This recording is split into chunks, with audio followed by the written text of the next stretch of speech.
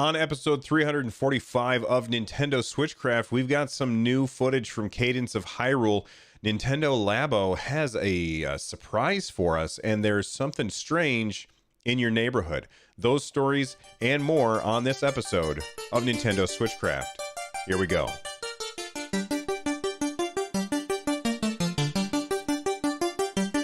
Goodbye.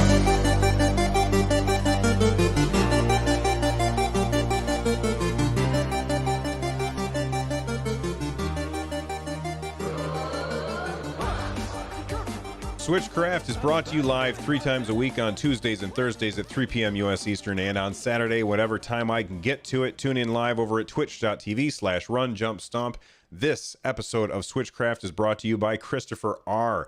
Get SwitchCraft and my other content ad-free for as little as $1 by joining the Patreon over at patreon.com/runjumpstomp, and leave a voicemail for the show by heading on over to runjumpstomp.com/voicemail from any device, and I may even play it on the show. So far, we've got 4 voicemails that people have sent in, these little bumpers that I was looking for, where people can say, hey, this is so-and-so from wherever you're from, and you're listening to Nintendo SwitchCraft. If we can get more of those in, that would be awesome. I'm going to get them all normalized to the same volume, and I'm going to put them on a button on my mixer so I can just hit a button and it'll play a random one of those either at the beginning of the show or somewhere in the middle, things like that.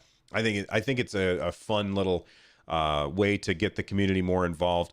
And thank you to the people who've already called in. You guys are awesome. Again, the URL for that is runjumpstomp.com/voicemail. All right, now, before we get to the show, I want to apologize for Thursday. I try and have an episode every Tuesday, Thursday, and Saturday, but Wednesday and Thursday, I was down for the count. I could not talk at all. I didn't go to work. I didn't speak to anybody all day long. I just slept and slept and slept, and even now, as you're listening to this, you're probably like, Bill sounds weird. Now, there's one of 2 reasons that Bill sounds weird right now. First off, I had to completely rebuild my my Windows today. I woke up this morning, I turned on my computer, and none of my audio stuff worked. And for a podcaster, that's a pretty big problem. So I had to rebuild everything from the ground up, and hopefully everything's working the right way. Hopefully it sounds as good as it usually does. I forgot to take a screenshot of my settings in my audio software before I formatted. And because of that, it's kind of, I'm trying to figure it out as we go. That being said, the other reason that it may sound weird is because I'm sick and I'm stuffed up and I'm a little nasally. And if I have to stop and cough in the middle of it, I apologize. But now you know what's going on. Before we get to the Nintendo news, and I know it's already been a couple minutes and Bill is talking about stuff that's not Nintendo news, I just want to run something past you guys and get people's opinion on this. Currently, I have other podcasts. There is StadiaCast, which has its own feed, and Run Jump Stomp, which has its own feed. And it's not a huge hassle for these shows to have their own feeds, although StadiaCast is not just my show. It's my show with my co-host Lloyd, and that's going to stay on its own feed because we want to separate that from the other stuff. But Run Jump Stomp is very much like Nintendo SwitchCraft. It's just about the gaming industry as a whole, and I was curious what you guys thought about me bringing that show onto this feed. So on Fridays, Run Jump Stomp would play on this feed. Let me know what you guys think about that. If it's an idea that you absolutely hate, then by all means, let me know. If it's an idea that you think is awesome, again, let me know. And if it's an idea that you're just like, whatever, it doesn't really affect me, then that's fine too. Let me know. There's lots of ways you can let me know. The best way is to just shout at me on Twitter at RunJumpStomp. Use the hashtag Nintendo SwitchCraft so I can be sure to find it. All right, we've said all that stuff, and now it's time to talk about very, very like bunches of news. I had to throw some of the news out and not include everything, but that's okay. Let's talk about Nintendo stuff. Shocking pink is new Miss Pac-Man Marshmallow. She's got a shocking pink. Oh. All right, let's take a look at Cadence of Hyrule. I am very, very excited for this game. We just got this weird indie world thing. Let me actually.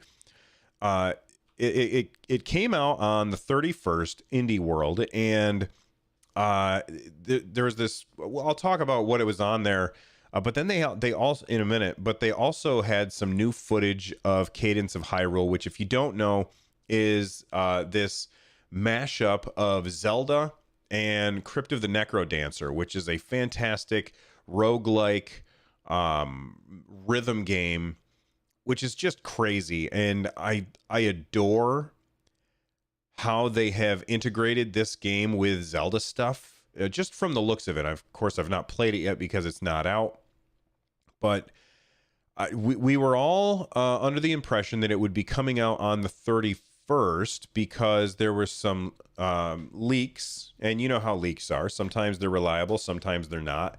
But there were some leaks that told us that we would be getting that on the 31st of May, and now we know that that's not true. However, with this, what was it called again? I forgot. I got to go back to the Indie World. This Indie World thing that they were showing off with the footage of the game. The very last card at the end, it showed. Oh no, it's still going. Stop it! Damn it. It showed 2019, and then the month is 6. So it seems like we're going to be getting Cadence of Hyrule this month. It is officially June 1st today, so it's coming out this month. We don't have an exact day, but I'm 99% sure that this is going to be one of those things where during the E3 Direct, where that's the 11th of June. So in, oh my God, only 10 days. In just 10 days, they're going to show off some Cadence of Hyrule stuff, and they'll say, and you can download it right now. And of course, I am going to be buying this game right away. I'm so excited for Cadence of Hyrule. It's going to be a blast. If Crypt of the Necrodancer is any indication of how fun this will be, mixing it up with Zelda music and Zelda themes is just awesome. Hopple in chat says the official Nintendo page says spring 2019, and spring 2019 goes until June 21st if you're talking astronomically. That being said, I'm not really too concerned with that because I'm making my bet. And, you know, if I'm wrong, that's okay. I'm okay to be wrong. But I'm making my bet that on E3, June 11th, we're going to be playing Cadence of Hyrule. During the Direct, they're going to say you can download it right now. And a lot of people are going to because this game just looks fantastic. Speaking of things that look fantastic, this is so weird.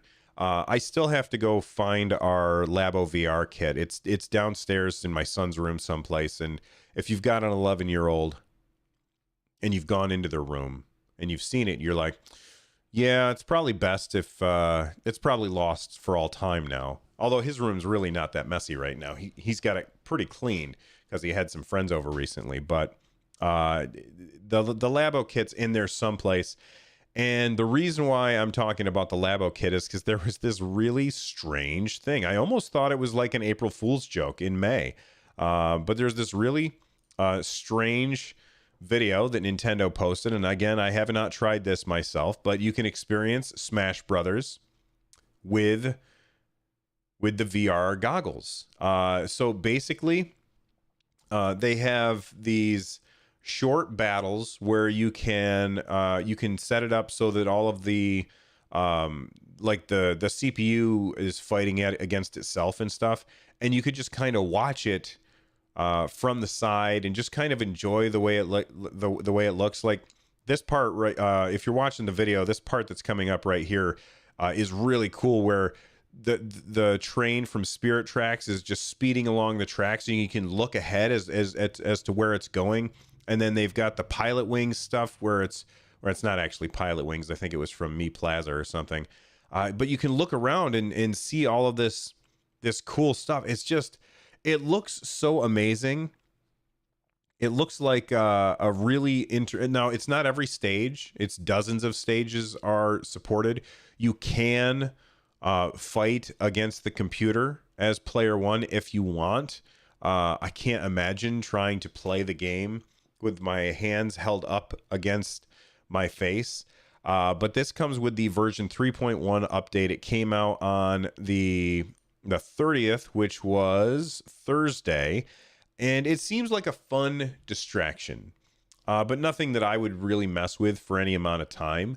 And that's the kind of thing that Labo VR is perfect for. Just fun little distractions.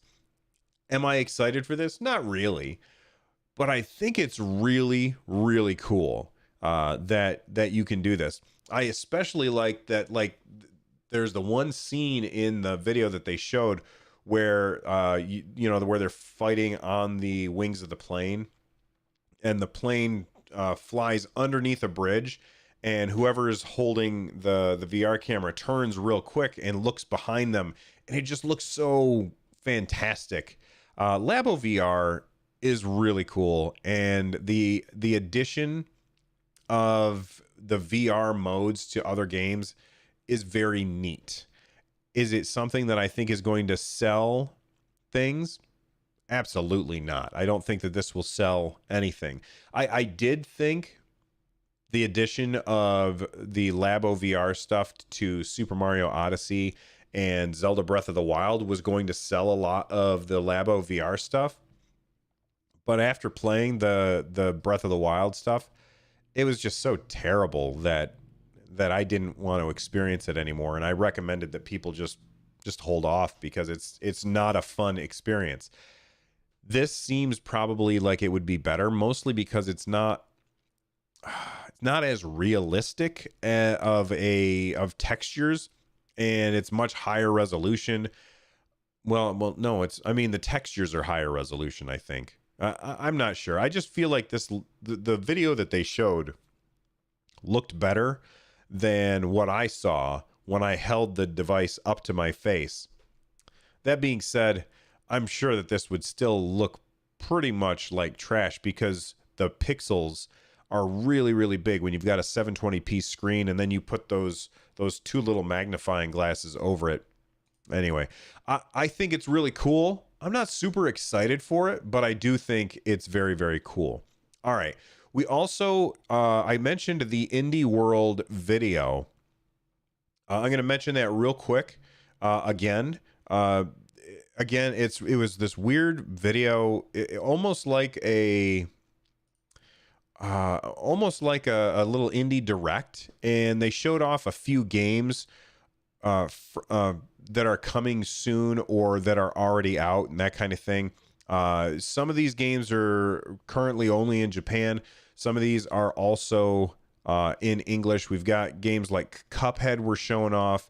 What else did we see? Oh, looks like there's oh no, that's Cuphead stuff. Ultimate Chicken Horse. What other games did we see in this? Of course, Hyrule, Cadence of Hyrule. I mean, but there were a bunch of games that were showing off, and I wrote down some ones that jumped out at me. So Cuphead. If you don't have Cuphead, you got to get Cuphead. It's a fantastic game. I have it on Steam. I don't have it on the Switch, but it's a great game. I've heard extremely good things about Ape Out, which I have not played myself. To the Moon is another indie game that is very, very cool, where you want to help this guy fulfill his dream of getting to the moon, and that's really all I'll say about it. It's a very touching game. And then there's this game that I have on Steam, and I have not really played much of it, but just the little bit of it that I have played seems incredibly cool, and that's Graveyard Keeper. Graveyard Keeper it just looks fantastic. It's from Tiny Build, And I think I just went to the wrong part of it. So basically, it's like this top-down style game, almost like a resource management style game, where you have to make sure that you've got the right number of graves and the right number of plants around the graves and that kind of stuff. It's really weird. I love the art style, very 16-bit art style, maybe a little bit better than 16-bit. But I'm laughing because I'm watching the video right now, and this guy was like, I got to find a place to put this corpse. So he just chucks it in the water. It's very strange, but that's Graveyard Keeper. And it's a game that I've not played very much of, but that's coming to the Nintendo Switch, and I've heard excellent things about it. I played just a little bit of it on Steam. And then My Friend Pedro, which is this weird game where your friend is a banana and you have to fight and almost have like bullet time stuff where you're jumping and pausing time and then shooting. There is a whole bunch of interesting stuff in the indie world thing, but it's all in Japanese. So, what I recommend is you just put on some music and watch it muted unless you speak Japanese, in which case then, tell me some of the things that they said here. But indie games on the Switch are just so damn good. There's so many indie games. And, this might be a topic for another episode because I don't want to get too bogged down here. But it's really hard to get through stuff on, like, to find the games that you want. It's hard to find games unless you know exactly what you're looking for on the eShop. And it's just because there's so much coming to the Switch every single day. It's like there's 50 games this week, and then there's 50 games the next week. And it's becoming a problem that the eShop needs to have a much more searchable and filterable feature set so that you can look for things that you might not necessarily be looking for, if that makes sense, where you know what kind of game you want, but you don't know the name of the game, that kind of thing. Or there's just no discoverability on the Switch. I almost feel like it's just there's just too much stuff, and a lot of the stuff is kind of garbage. So I really appreciate when Nintendo highlights some of the stuff that they think this is some top-notch stuff, so we want to make sure that we show that off. Anyway, watch the indie world video, and I want to know what you guys are most excited for in that video. Hopple in chat says La Mulana looks pretty good. I did not notice that one. I'll have to go back and take a look and see what is to be said there. But let's take a quick moment to thank our sponsors, and when we get back, we're going to bust some damn ghosts. What's it like to play the Nintendo Entertainment System? Well, I'll tell you what it's like. It's like living back in 1989 when Ray Parker Jr. had the hit song Ghostbusters. And have you guys ever watched the video, the music video for that song? What a disaster. So, they've got a bunch of scenes from the movie and everything. And I know this is not related to Nintendo, but I'll bring it back around here in a second. They get a bunch of scenes from the movie and the music is playing. And then at the end, they have, he does his call and response. Who are you going to call? Ghostbusters. And then they just pulled in random celebrities, right? Like John Candy's in there and Steve Martin and stuff like that. And okay, that's fine. Let me know. A car just went by, and hopefully it wasn't super loud because, again, I'm trying to dial in my microphone after rebuilding my PC. Anyway, Steve Martin and John Candy and all these guys, they're all in the video, right? And they do Who You Gonna Call, and then the celebrities are like saying Ghostbusters, right? It sounds great, except that they're not singing, and it's not the sound from the actual song. It's those celebrities just kind of saying Ghostbusters, and it's terrible. It's really bad. It's one of the worst videos ever.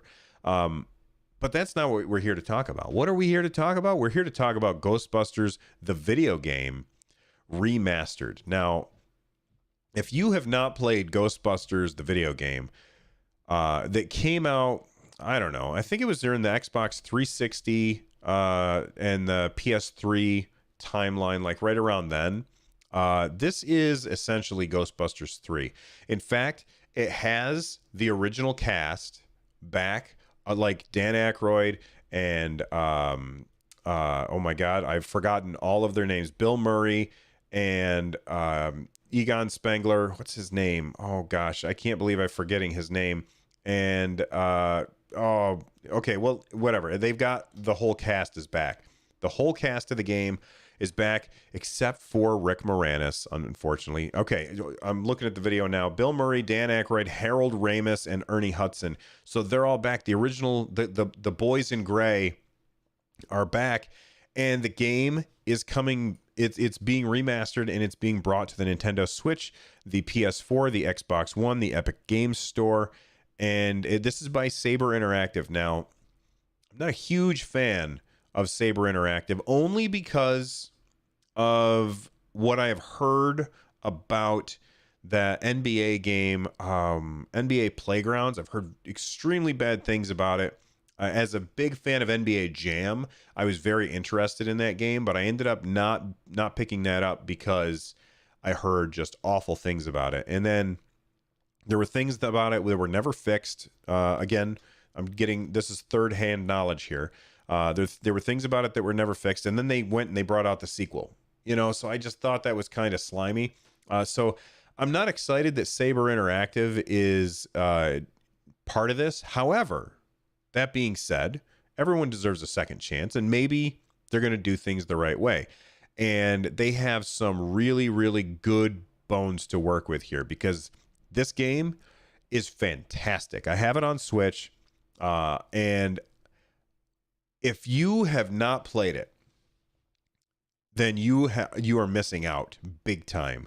It is written incredibly well. It's very, very funny, and the controls feel like you are wrangling damn ghosts. Like when you let loose the proton stream on a ghost and you're trying to fight them down into the trap, it feels like you are a Ghostbuster.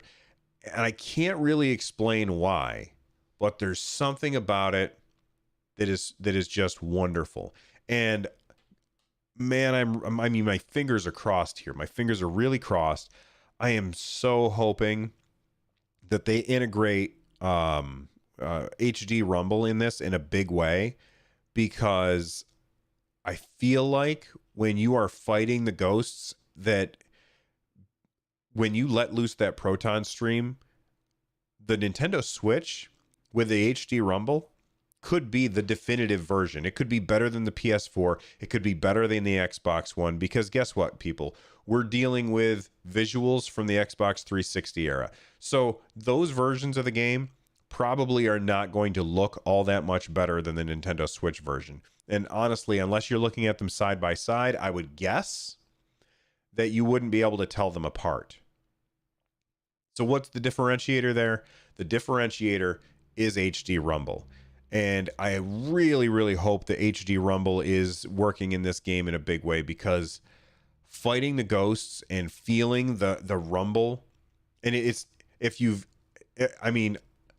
ever used a game that did a good job with HD Rumble, then you know what I'm talking about. Things like Blaster Master Zero did a fantastic job with the HD Rumble. And then there's other games which just use it like regular Rumble.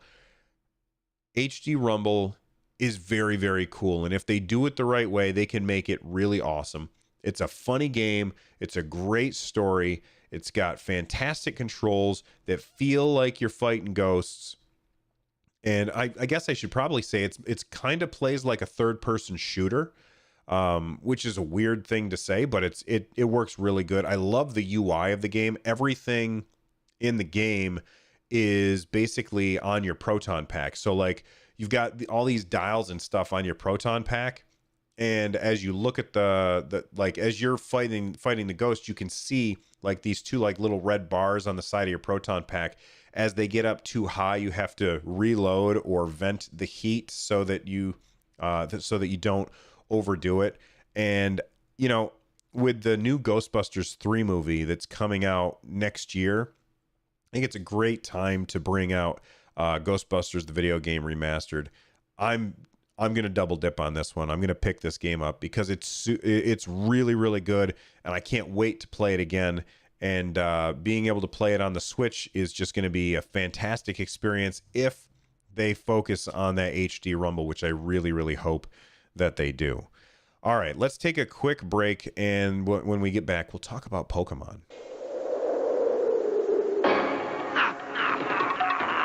For play on the Nintendo Entertainment System. Are you up to the challenge? Oh my goodness. Pokemon had a press conference, and it was weird. It was weird. Let's talk about what happened on the press conference for Pokemon. I should have probably led with this because I talked about a bunch of other stuff, and I kind of forgot about this because it was so long ago. Usually, I was going to talk about this on Thursday, but I was too sick to talk. So, well, let's hit the big highlights. Detective Pikachu 2 is coming to the Nintendo Switch. So the follow-up to Detective Pikachu is coming to the Nintendo Switch. Awesome. I'm not excited because I didn't play Detective Pikachu 1. Not really my kind of game, but that's okay. Not every game's for me, and that's totally fine. By the way, if you haven't gone to see that movie, go see it because it's fantastic, and that's probably why they decided to bring it to the Nintendo Switch. But then they talked about some other stuff, and I know that this is Nintendo SwitchCraft, but I want to focus on the weird stuff that Pokemon Company is doing. So they've got this new thing called Pokemon Sleep, which rewards you for for sleeping. So I guess what you do is you get this thing called the Pokemon Go Plus Plus or whatever. And it's like this button which you can set on your bed. I don't understand why anybody would want to do this, but if this is your jam, then by all means, have fun.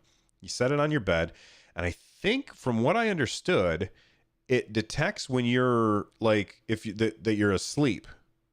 You know, because you're not moving around. Kind of like, you know, there's a lot of smartwatch apps that will detect how well you're sleeping at night. I think that's what this thing does, and basically, if you get a certain amount of sleep, you will be rewarded by leveling up your Pokemon. Okay, it's kind of weird, but cool. Probably works with your phone. Again, this is not the thing that I really want to focus on today. There's also a new smartphone game coming from DNA. This is DENA. It is this... they're the company that made, I think it was Fire Emblem Heroes and the Animal Crossing game, all these mobile games that Nintendo has been bringing out since they started making mobile games. They've all been made by DNA. Well, almost all of them, not all of them. One of them was made by Cygames, and I think that was that one that wasn't it was a new IP, I think. But the real thing that I wanted to talk about here is Pokemon Home. And Pokemon Home has really huge potential. I'm very excited about it. And if you're out of the loop and you don't know what Pokemon Home is, let me explain. Pokemon Home is, well, okay. If you've got a 3DS and you've played Pokemon, I don't know, XY or Omega Ruby, Alpha Sapphire, or Sun Moon, if you've played any of those games, then you might be familiar with Pokemon Bank. Pokemon Bank was basically this way where you could take your Pokemon that you have captured in one game and kind of back them up to the cloud and then bring them down to the next game, which is kind of cool. Usually the way it would happen is a new Pokemon game would come out, and after a couple of months or a certain amount of time, and I don't really remember how long, they would say, okay, now it's Pokemon Bank compatible, and you can bring your collection forward from previous games. And it's really cool. I think it costs like $2 a year, which is a ridiculously low price and a very low barrier to entry. So I think that that's perfectly fine. But Pokemon Home is like Pokemon Bank, but it brings together your Pokemon that you've stored in Pokemon Bank from 3DS systems, your Pokemon from your phone from Pokemon Go, and your Pokemon that you will have in Let's Go, and the Pokemon that you've captured in Sword and Shield when that happens. So all of those together, now it seems like you're going to have an account and you're going to capture Pokemon, and those Pokemon will belong to your Pokemon Home account, and you'll be able to access them on whatever platform you happen to be playing from. And that just seems awesome. Now, well, that would be awesome if that's the way it is. Do I think that that's what it'll be? I doubt it. What I think will actually happen is that you'll be able to transfer them into whichever one you want, and that's where they will be. And then if you want to, like, for instance, let's say that I have Pokemon XY and Pokemon Go, and I've captured all these Pokemon, and I've uploaded them to Pokemon Home. Then I get Sword Shield. I download my Pokemon from Pokemon Home, and they're now on Sword Shield. They're no longer in those other games. If I want to get them back to those other games, I will probably have to re-upload them from Sword Shield and then maybe download them to Pokemon Let's Go or whatever. Does that make sense? It's kind of weird, but it's not. I doubt it's going to be like a real cloud service where you've kind of like email, where I've got my email, lives in the cloud. If I pick up my phone, my email's there. If I sit down at my computer, my email's there. If I grab my iPad, my email's there. I don't think it's going to be like that. I think it's going to be your Pokemon live in one place, but you can move them around if you need to. And it's kind of cumbersome. I very much hope that I'm wrong about this, but I just doubt it. I doubt it because I think that they want to make sure that you don't duplicate stuff. So, for instance, what if I upload my Pokemon to Pokemon Home, download them to my Switch, right? And then I'm in offline mode and I do a local trade with somebody. So I trade my Magikarp to somebody, and now they've got my Magikarp, but I'm offline. So my game doesn't know, or Pokemon Home doesn't know that I've given my Magikarp to this other person because we did that trade offline in a local way. So I don't think that they will allow that because they don't want people duplicating Pokemon, because once that happens, then I guess the S has hit the proverbial F. But I think that this is better than no solution at all for people who have been collecting Pokemon for a really, really long time. You've got them scattered across all these games. Now you'll be able to bring them together. I think that's really cool and pretty exciting. And I think that, somebody actually, hold on. I got a tweet from somebody. At Nader MVP asked, I'm curious if Home will be included with Nintendo Switch Online or if it will have a separate subscription. Will that functionality be between the 3DS and the Pokemon Go? Or what will be the functionality between the 3DS and Pokemon Go? Here's my answer, and I could be wrong, but I don't think I am. I'm 99% sure. By the way, thank you for listening, Nader. I'm 99% sure that this is going to be a separate subscription. I don't think it will be very expensive. It will be a few dollars per year if it's anything like Pokemon Bank, and I think it will be the cost is going to be so low that it's not going to be. There's almost zero barrier to entry. Just either you go without a coffee one day, or you can, if you're a kid, then you convince your parents to let you spend $2 on this once a year. It seems like a no-brainer to me. Nintendo is calling it a place where all Pokemon gather, which is really cool. the second part of the question is, what will the functionality be between the 3DS and Pokemon Go? Well, the 3DS and Pokemon Go, I assume that they will have all of the, like this Pokemon Home thing, I assume it will be all working the same way, where you just transfer it between each thing. So to answer your questions, I don't think it'll be included in Nintendo Switch Online. It will be a separate subscription. I think the subscription will be cheap, and the functionality, I already kind of talked about that. So thank you very much for tweeting at me and asking that question. Let's talk about a road trip. Nintendo wants to go on a road trip. They are going on a road trip, and they are basically driving around the country and showing off video games. So let's see, where are they going to be? Location dates. They are going to be at the Navy Pier in Chicago, Illinois on June 26th through 30th.